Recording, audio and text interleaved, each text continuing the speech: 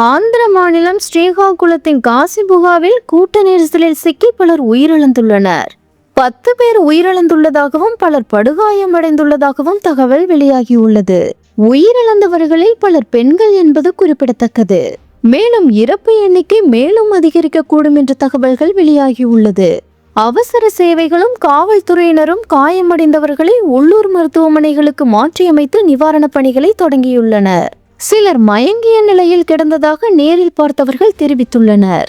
போலீசார் விரைந்து செயல்பட்டு மீட்பு பணிகளில் இறங்கியுள்ளனர். பெண்கள் ஒருவருக்கொருவர் முட்டி மோதிக்கொண்டு கூட்ட நெரிசலில் இருந்து தப்பிக்க தடுப்புகளில் ஏறி குதிக்க முயற்சி செய்தனர். சில ஆண்கள் அவர்களை பாதுகாப்பாக இழுக்க முயற்சி செய்தனர். சில இடங்களில் பெண்கள் அழுதபடி நின்ற காட்சிகள் சமூக வலைதள பக்கத்தில் வைரலாகி வருகிறது.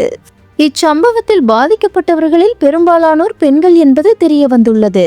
இச்சம்பவம் குறித்து கேள்விப்பட்டதும் முதல்வர் சந்திரபாபு நாயுடு அதிர்ச்சி தெரிவித்துள்ளார். பாதிக்கப்பட்டவர்களுக்கு தேவையான உதவிகளை செய்து கொடுக்கும்படி மாவட்ட நிர்வாகத்திடம் கேட்டுக்கொண்டுள்ளார். இந்த சம்பவம் தொடர்பாக மாநில அமைச்சர் அர்ஜுன் நாயுடு நேரில் சென்று மீட்பு பணிகளை பார்வையிட்டு வருகிறார்.